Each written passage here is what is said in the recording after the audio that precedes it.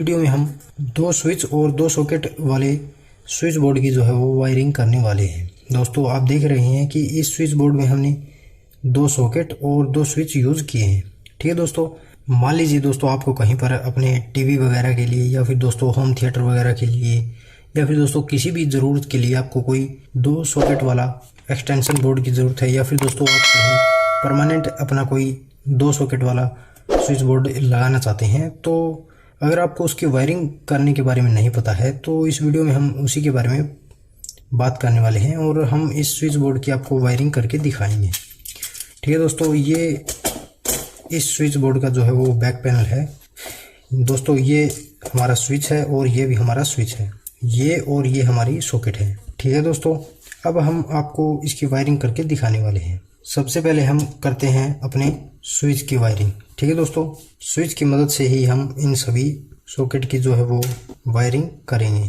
तो दोस्तों यहाँ पर आप देख सकते हैं कि इस सॉकेट के यहाँ पर L लिखा हुआ है और यहाँ पर N लिखा हुआ है।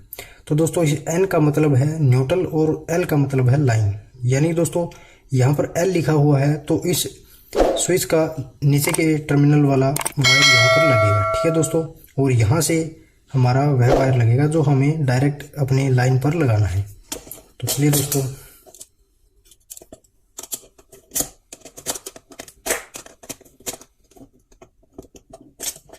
ठीक है दोस्तों, ये हमने स्विच के अंदर जो है वो वायर कनेक्ट कर दिया है और दोस्तों ये हमने सॉकेट के अंदर भी इस वायर को जो है वो कनेक्ट कर दिया है। इसी तरह से दोस्तों हम इस दूसरे स्विच का वायर इस सॉकेट के साथ कनेक्ट करेंगे। ठीक है दोस्तों,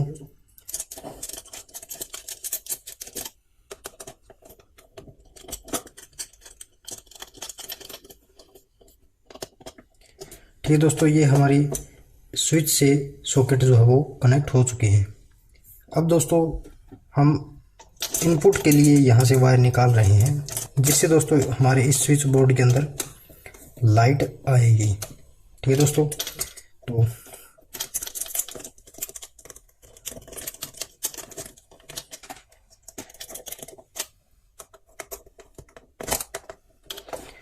ठीक है दोस्तों, ये हमारे आपस में दोनों स्विच भी कनेक्ट हो चुके हैं और इन स्विच से हमारे ये सॉकेट भी कनेक्ट हो चुके हैं।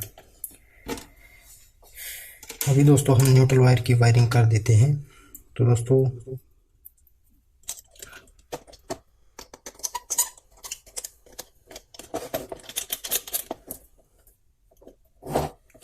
ये हमारा न्यूट्रल वायर है और दोस्तों जैसा कि आपको पता होगा कि न्यूट्रल वायर के अंदर हम किसी भी प्रकार के स्विच वगैरह का यूज़ नहीं करते हैं। न्यूट्रल वायर के अंदर डायरेक्ट हम वायर जोड़ते हैं।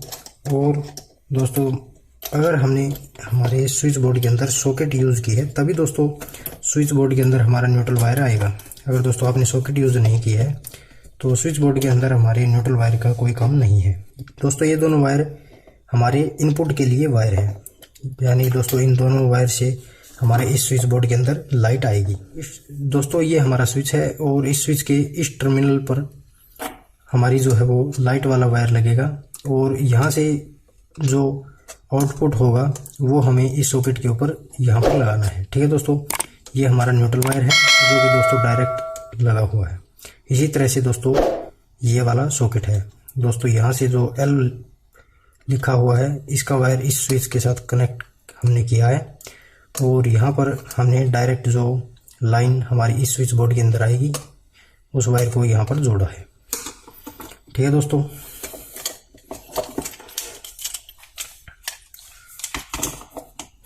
तो दोस्तों इस तरह से आप भी बड़ी ही आसानी से अपने किसी भी स्विच बोर्ड की वायरिंग करना सीख सकते हैं।